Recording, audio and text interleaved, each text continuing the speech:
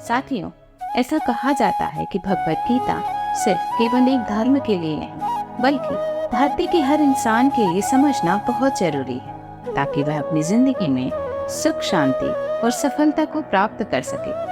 भगवत गीता में कुल 18 अध्याय और 700 श्लोक हैं, जिसका प्रत्येक पंक्ति को पढ़ पाना हर व्यक्ति के लिए आसान नहीं है।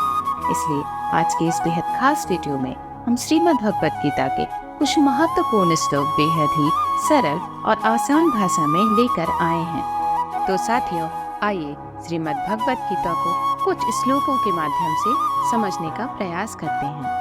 श्री कृष्ण कहते हैं कि तुम्हें किसी आध्यात्मिक गुरु के पास जाना चाहिए और सत्य को जानने का प्रयास करना चाहिए। विनम्र बनो और उनसे ज्ञान प्राप्त करने की जिज्ञासा दिखाओ। ज्ञान प्राप्त करो और उनकी सेवा करो। ऐसा सिद्ध संत तुम्हें दिव्य ज्ञान दे सकता है, क्योंकि वह परम सत्य का अनुभव कर चुका है। श्री कृष्ण कहते हैं कि विद्या विनय देती है और विनय से व्यक्ति सत्पात्रता की ओर बढ़ता है। सत्पात्र होने से उसे धन मिलता है और धन से उसे धर्म और फिर सुख मिलता है। हे अर्जुन, सत्य ज्ञान से युक्त महापुरुष विद्वान ब्राह्मण अपने दिव्य ज्ञान रूपी नेत्रों से गाय, हाथी, कुत्ते और चांडाल को समान दृष्टि से देखते हैं। हे कुंती पुत्र, मैं जल का स्वाद हूँ, मैं सूर्य और चंद्रमा का प्रकाश हूँ, मैं वैदिक मंत्रों में पवित्र ओम हूँ, मैं ही अंतरिक्ष की ध्वनि हूँ और मैं ही मनुष्यों में शक्ति भी हूँ।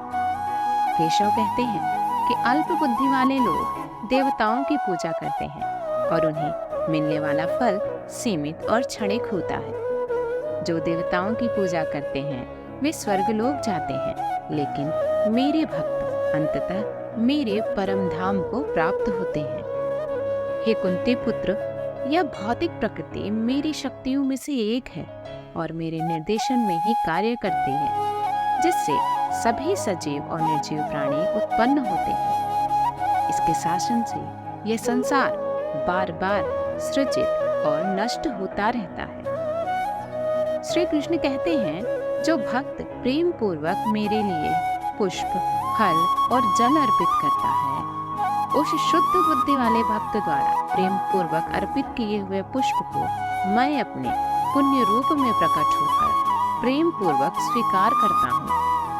हे पार्थ, जो महान आत्माएं मेरी दिव्य शक्ति का आश्रय लेती हैं, वे समस्त सृष्टि के उद्गम और अविनाशी भगवान के रूप में मुझे जान लेते हैं।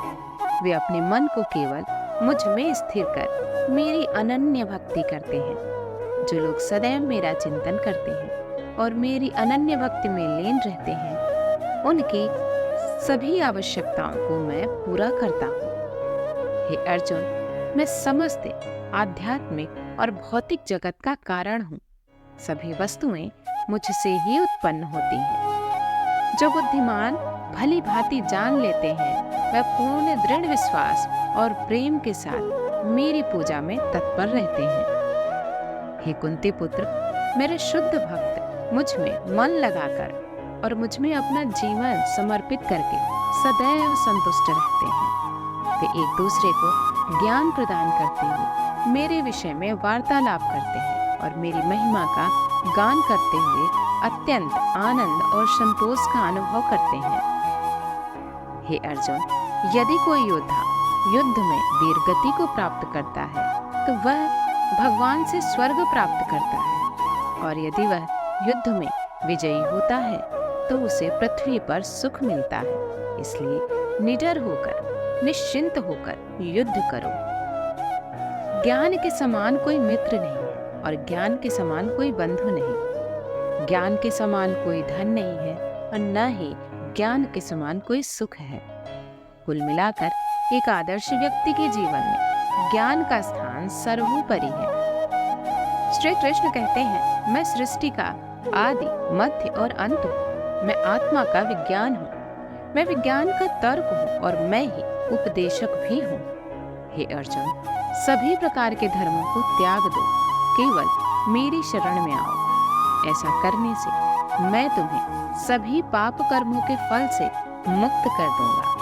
जय श्री राधे कृष्ण। दोस्तों, साथियों, श्री कृष्ण कहते हैं कि जो व्यक्ति भक्तों के बीच में गीता के रहस्य को आत्मसात करवाता है, श्लोकों का प्रचार प्रसार करता है, वो व्यक्ति मुझे बहुत प्रिय है। इसलिए इस गीता ज्ञान को अधिक से अधिक लोगों तक शेयर जरूर करिए। कमेंट में जय श्री राधे कृष्ण जरूर लिखिए, और अगर आपने मेरे चैनल को सब्सक्राइब नहीं किया है तो सब्सक्राइब करके अपना आशीर्वाद मुझे जरूर दीजिए। जय श्री राधे कृष्ण। श्री कृष्ण भगवान आप सभी को सदैव खुश रखें। जो प्राप्त है वो पर्याप्त है।